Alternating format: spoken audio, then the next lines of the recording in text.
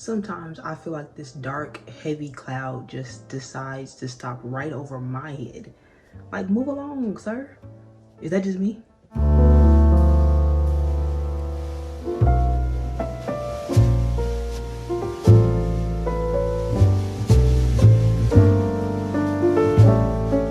What's up, guys? Welcome to the club where everybody's welcome and anybody can join. If you are new, welcome to the club, and if you've been here, thank you for coming back. I really appreciate that you clicked on this video, and I hope you'll decide to join by subscribing and turning on the bell so that you don't miss any of our club meetings. This week's topic is depression. Now, there's no need for me to tell you to get over it and suck it up, because it doesn't help anyone. Instead, I want you to know that I am right there with you, and I understand how depression feels. Some of us deal with it in seasons or on a more regular basis. Let's talk about it. This past Thanksgiving was difficult for me. My contribution to the Thanksgiving dinner this year was to make some red velvet cupcakes, but instead I found myself stuck and like zombie-like in my room all day. I barely came out to go to the restroom. I missed out on that good food, and I didn't make the cupcakes. My family missed me. Hell, I missed me. You know what I'm talking about, right? Like, you just feel like your own body weight is too much to move, and the normal healthy you isn't present. If I'm not out there by myself, give me a thumbs up in the comments.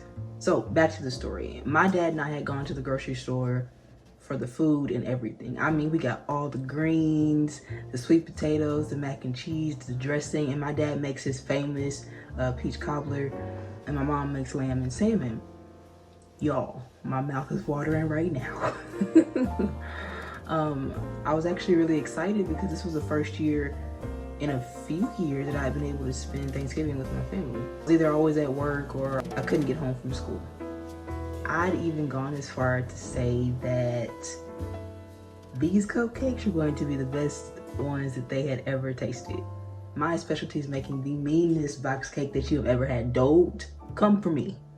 I add stuff that the box don't call for. Anyway, the closer Thanksgiving Day got, the busier I got, which meant I wasn't paying attention to myself. I didn't feel myself sinking into a depression. If I'm being brutally honest, it felt like it hit me like a ton of bricks, like out of nowhere, you know?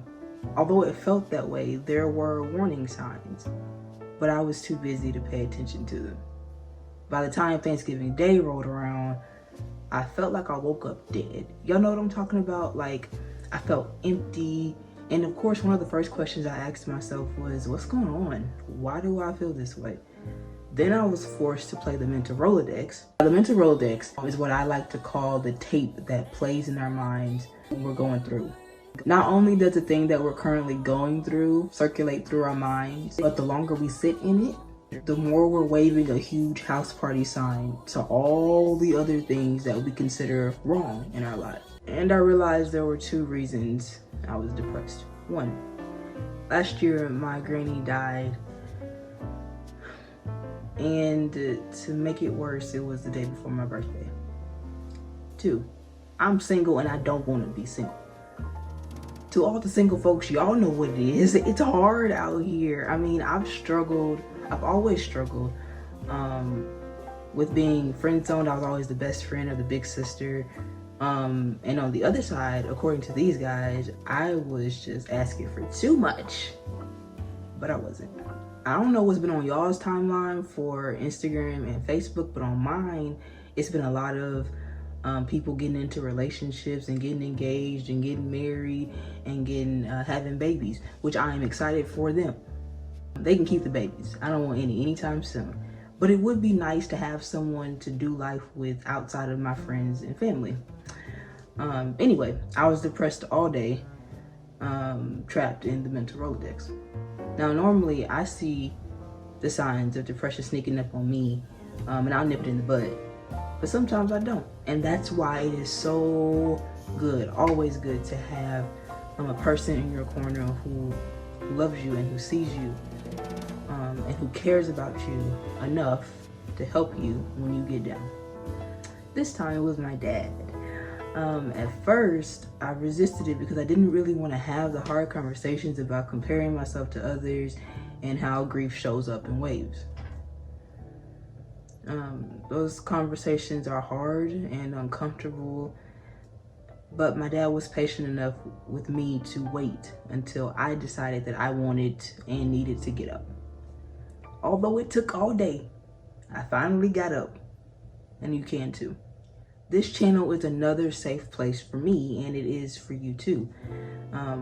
If you don't have someone in your life that you can talk to and you feel like you're alone, let me tell you this, you aren't.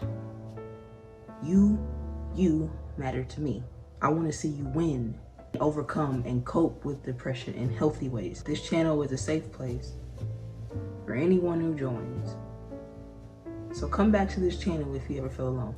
Over the years of dealing with depression, I've come to learn that it can happen to anyone, and that it only lingers when we don't make an intentional effort to change how we see our situation, which changes how we act in the situation.